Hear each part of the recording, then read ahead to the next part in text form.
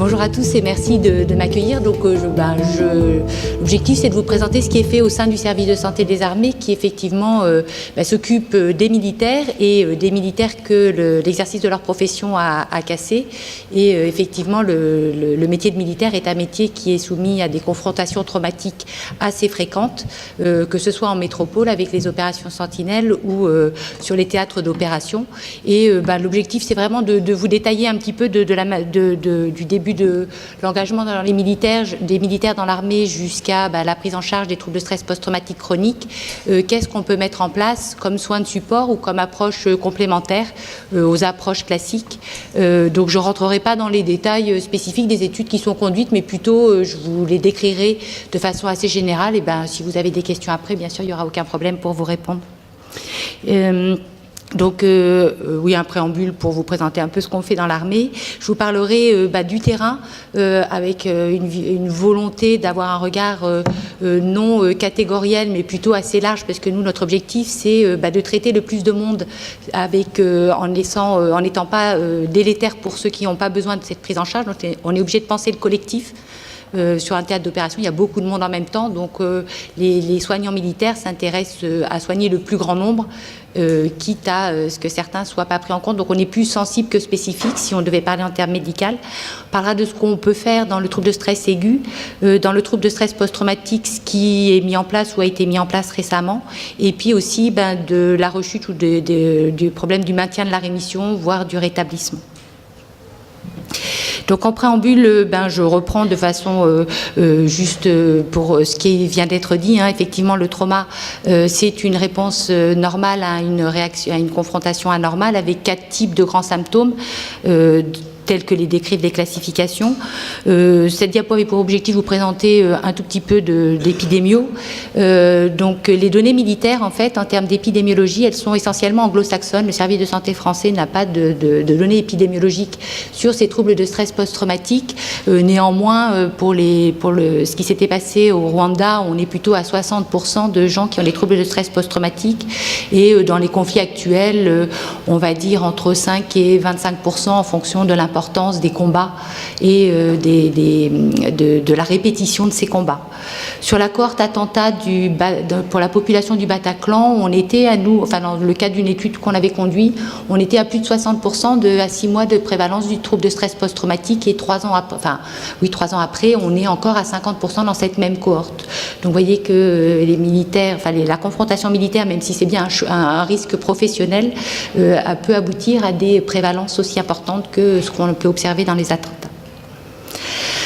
Alors moi je m'occupe d'un laboratoire qui fait des neurosciences, donc forcément on essaie de comprendre les mécanismes derrière pour penser les approches thérapeutiques, et c'est pour ça que je vais vous présenter juste 2 diapos de neurosciences et de mécanismes impliqués dans le risque d'émergence du trauma. D'abord, au cœur du trauma, ce sur quoi tous les chercheurs et cliniciens sont d'accord, c'est qu'il y a un conditionnement de peur qui implique l'amygdale, qui est ce noyau qui va taguer les émotions et qui est là, qui existe pour nous informer d'un danger. Donc c'est bien sa mission de dire qu'il y a danger. Elle travaille de façon coordonnée, on va dire, avec l'hippocampe, qui va être en charge de la mémorisation du contexte. Et dans le cadre de d'une rencontre potentiellement traumatique, l'hippocampe va essentiellement rester fixé sur le contexte dans lequel est survenu l'événement traumatique. Et le troisième acteur, on va dire de façon toujours très schématique, c'est le cortex préfrontal, qui a un rôle de superviseur et qui va aller dire à l'amygdale que le danger n'est plus là. Dans le cadre du trouble de stress post-traumatique, le cortex préfrontal ne fait plus son job. Alors vous voyez une flèche qui est barrée, parce que quand on regarde en IRM fonctionnel la qualité de transmission, de connexion entre ce cortex préfrontal et l'amygdale, on observe qu'il y a une dégradation de ces connexions, donc il y a vraiment une blessure cérébrale. En tout cas, le mot blessure peut être utilisé, c'est celui qu'on utilise chez les blessés, donc trouble de stress post-traumatique et blessure psychique, j'aurais tendance à utiliser l'un pour l'autre, parce que dans l'armée on parle de blessure psychique. Et donc vous avez un duo qui domine un petit peu le fonctionnement du cerveau, avec l'amygdale qui est là pour chercher le danger et l'hippocampe qui regarde dans l'environnement tous les éléments du contexte qui s'apparentent de près ou de loin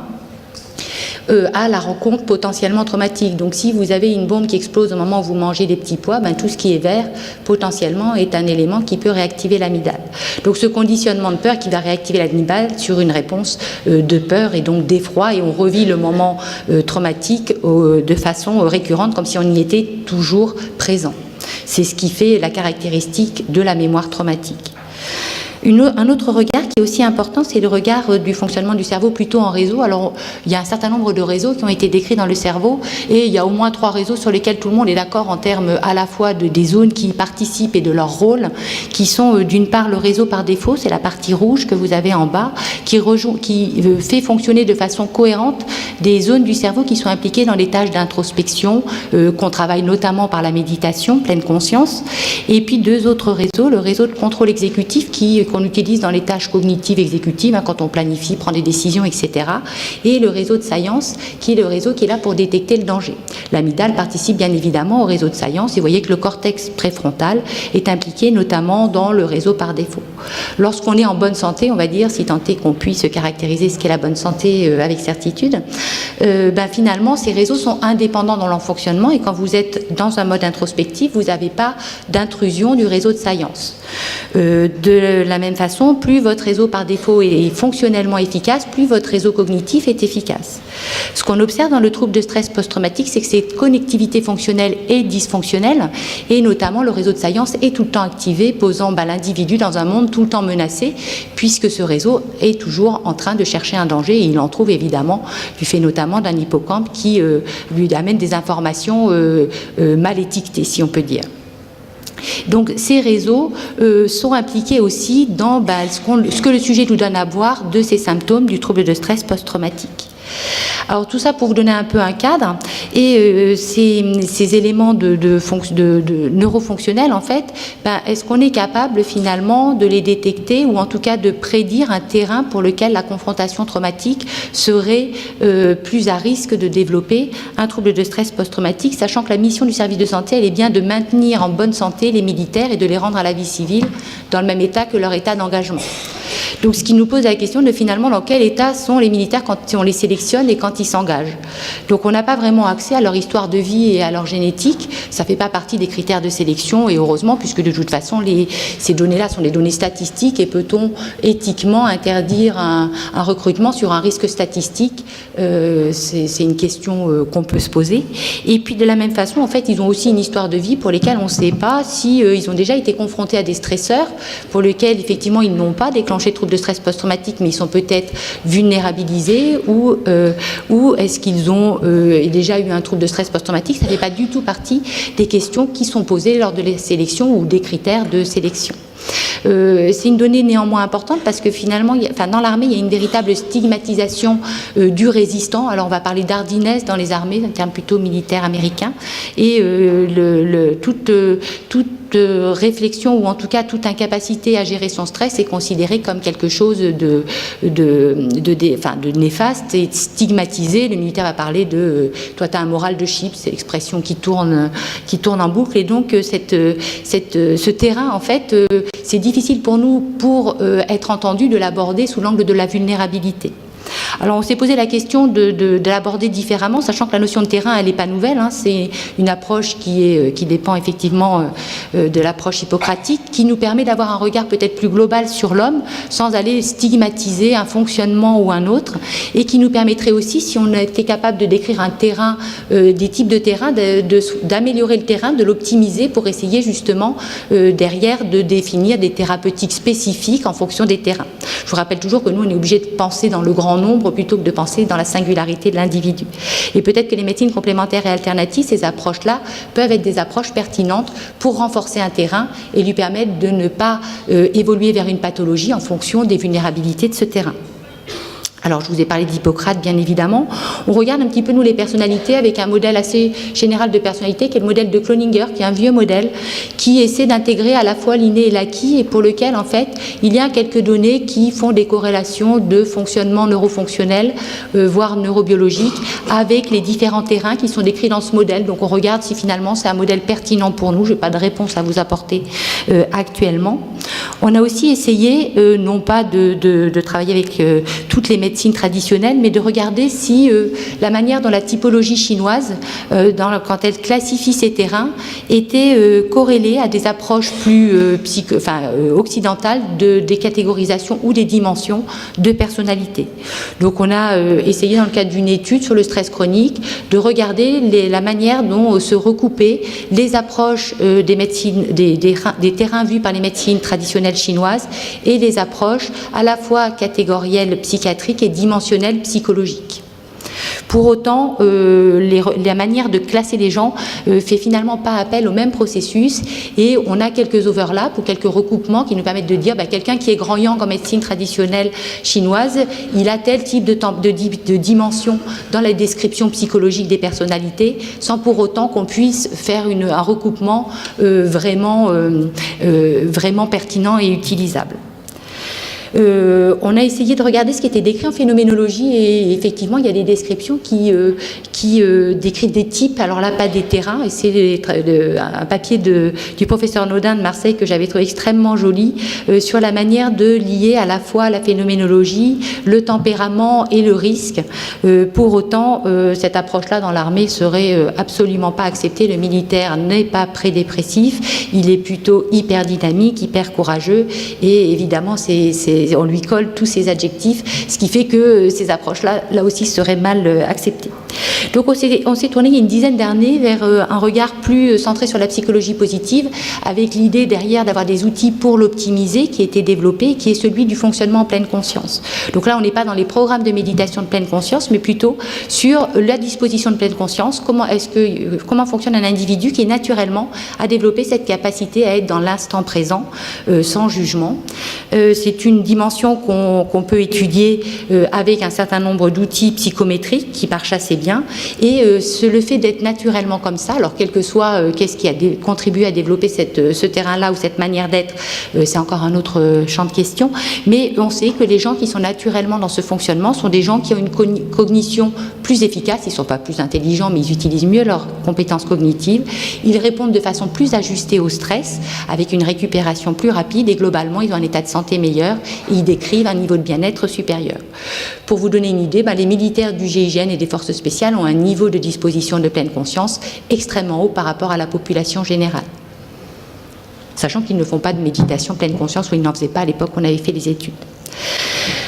Alors derrière, c'est vrai que pour nous la question c'est comment on optimise ce terrain. Alors l'armée américaine a un regard beaucoup plus large et ouvert que le nôtre et développe un certain nombre d'approches dans les médecines complémentaires et alternatives dans la préparation des militaires avant d'être projetés sur les théâtres d'opération. Et puis il faut quand même noter que l'assistance publique des hôpitaux de Paris a lancé un certain nombre de rapports sur les médecines complémentaires et alternatives, à la fois chez les sujets sains et les sujets souffrant de pathologies. Et puis, il y a eu un groupe de travail OTAN réfléchissant sur ces médecines complémentaires au profit du soldat, qui s'est soldé par un rapport qui est finalement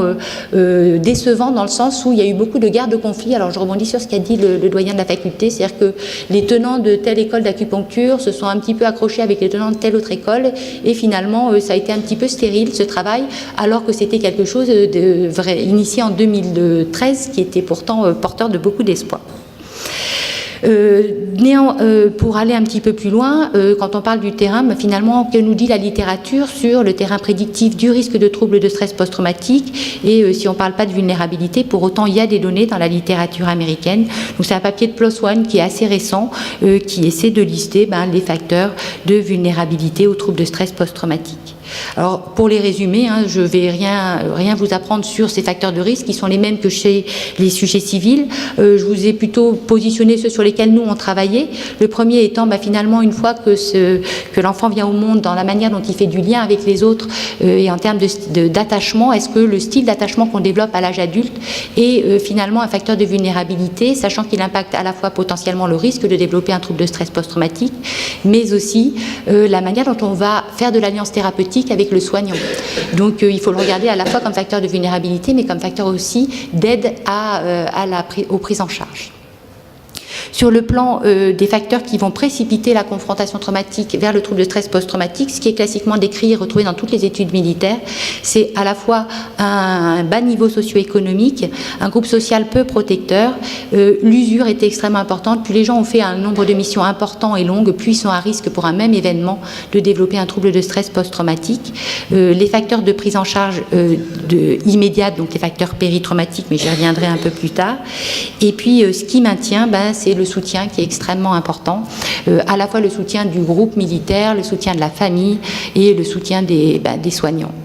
Donc rien de très nouveau, on retrouve exactement les facteurs qui sont décrits dans la littérature. L'armée américaine a mis en place des approches très holistiques où elle utilise tout ce qui est les soins de support, allant des soins de support s'appuyant sur la spiritualité et la religion à des soins utilisant le sport, l'acupuncture, les soutiens sociaux, etc. Et l'idée était vraiment d'améliorer ce terrain pour proposer derrière un renforcement, une optimisation de la santé et de la robustesse des militaires. Donc vous voyez que le terrain, il y a des traitements, il y a des regards, il y a des études. Pour autant, on n'a absolument pas. Il y avait un papier du Lancet qui est sorti en janvier dernier, qui disait finalement toutes ces méthodes de prévention, quand elles sont évaluées, n'ont pas fait preuve d'efficacité dans la prévention du risque de troubles de stress post-traumatique chez les militaires. Peut-être qu'on en développera un, pour autant ça pose quand même la question de est-ce que le cerveau de l'homme est fait pour voir l'horreur et la répétition des horreurs, qui est une question que je laisse totalement ouverte. Dans le cadre du trouble de stress post-traumatique, vous verrez que là aussi on est quand même un petit peu démunis. Alors d'abord c'est extrêmement compliqué d'avoir des approches dans le péri-immédiat, dans les 48 premières heures, puisqu'en fait toutes les études qui sont faites obéissent à des procédures d'autorisation par les autorités de santé, et que finalement quand on écrit des protocoles, il faut décrire un lieu où on va faire ces études et ce qu'on va faire. Donc on peut décrire ce qu'on va faire, mais on ne peut pas prédire la survenue d'un attentat ou d'une catastrophe dans lequel on pourrait s'appuyer sur le soutien des CUMP pour aller essayer d'explorer ce qui se passe en péritraumatique, qui semble quand même un facteur important pour comprendre le risque d'émergence du trouble de stress aigu et du trouble de stress post-traumatique. Donc pour l'instant, il n'y a pas en France une facilité à conduire des études sur le péritraumatique pour essayer de regarder quels sont les meilleurs outils pour la prise en charge de cette période péritraumatique. On avait, nous, lancé une étude, mais qui a complètement capoté pour des histoires internes, et je ne rentrerai pas dedans, qui était liée aux événements qui se sont passés dans la vallée d'Ouzbine en 2008, en fait, où une section militaire française a été torturée par des talibans en embuscade, et les psychiatres militaires se sont retrouvés avec des gens dans des états dissociatifs extrêmement importants, et il n'y a pas de traitement de l'état de stress aigu validé actuellement. Les benzodiazépines ne sont pas des traitements, et les conférences de consensus n'apportent pas de traitement, de preuves de traitement efficace.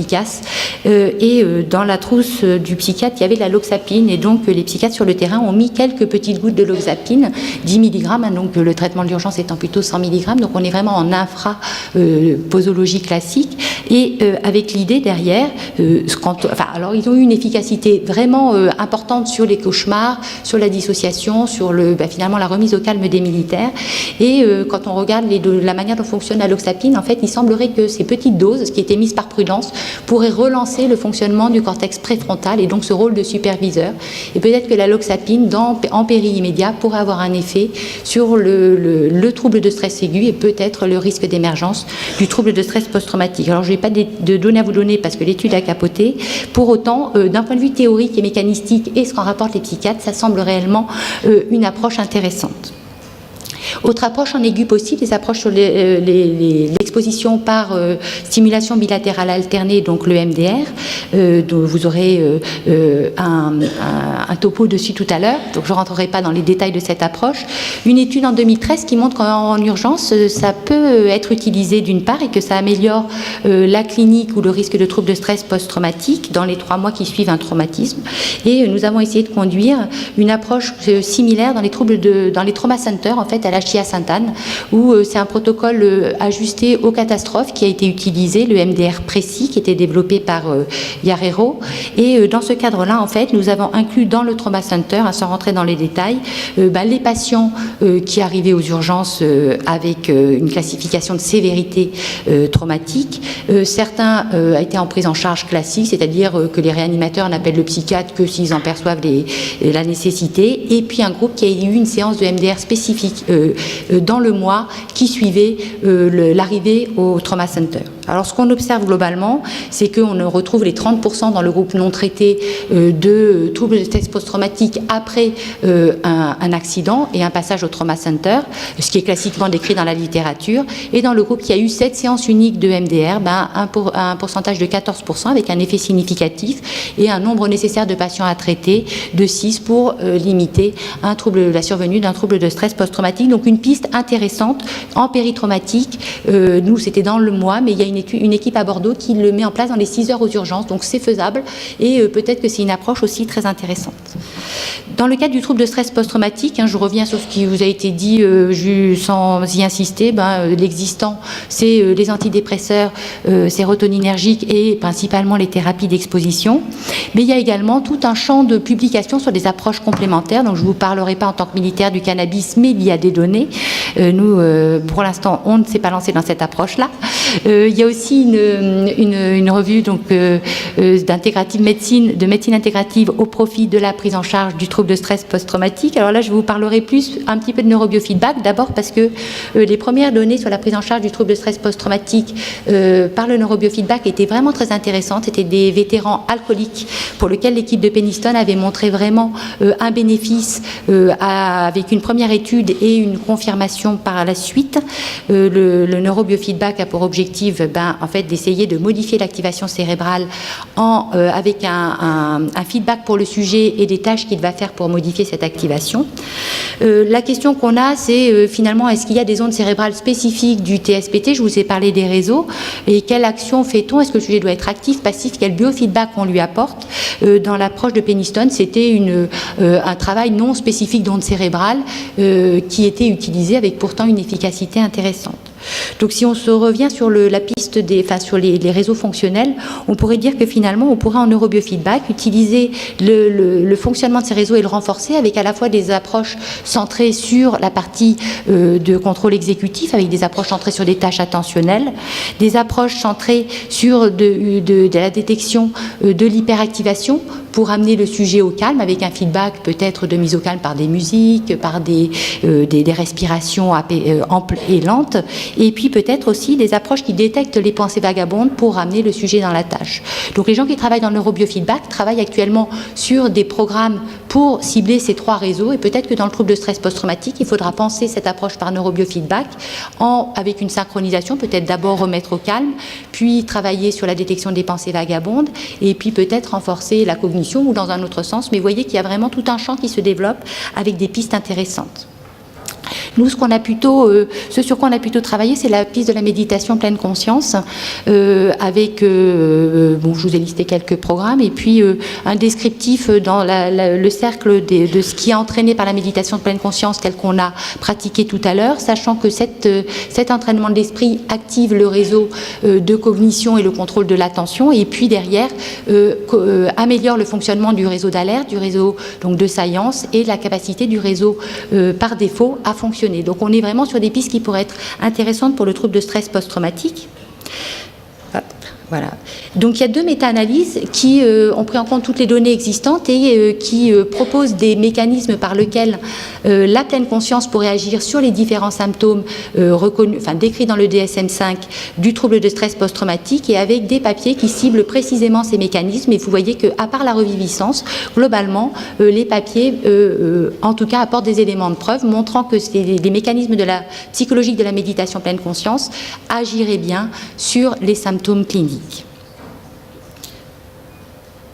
J'ai un problème d'appui de doigt. Voilà. Derrière, sur le plan neurofonctionnel, il y a des pistes intéressantes de la pratique de la pleine conscience. Je vous ai dit que les sujets en pleine conscience ou la pratique de la méditation améliorait la régulation du système nerveux autonome, qu'on sait comme important dans la régulation de l'amygdale, et probablement aussi dans la manière dont la connexion cérébrale et ses réseaux fonctionnent. Donc il est possible aussi que les mécanismes physiologiques impliqués soient des mécanismes vraiment majeurs pour amener le cerveau à retrouver un fonctionnement qui est adéquat. On a lancé récemment, avec la cohorte des attentats de Paris et avec les blessés militaires, une approche combinant le sport et la plongée pleine conscience. Et la pleine conscience, donc on a utilisé la plongée, parce qu'on avait des préétudes montrant que sur le stress, la plongée marchait bien et que ça développait les aptitudes à la pleine conscience. Et puis l'idée, c'était aussi de se dire que quand on a un trouble de stress post-traumatique, aller fermer les yeux pour méditer, c'est très très compliqué. Et aller au lien de son anxiété, aller au contact de son anxiété et l'accepter, on mettait un peu les gens, on leur demandait des choses un peu impossibles. Et en même temps, faire un stage de plongée, si tous les jours vous pratiquez, peut-être que d'un point de vue neuroplasticité, finalement, vous renforcez ce qui est modifié et peut-être avec une durée ou une permanence un peu plus longue et qu'on pourrait penser des stages de plongée, 3 par an par exemple, pour permettre au sujet d'avoir une qualité de vie plus agréable. Donc le protocole a été réalisé l'année dernière et un autre a été réalisé cette année. L'année dernière avec un groupe contrôle qui ne faisait rien et un groupe multisport. Et avec des données, nous suivons l'efficacité ou pas de ces approches dans la durée.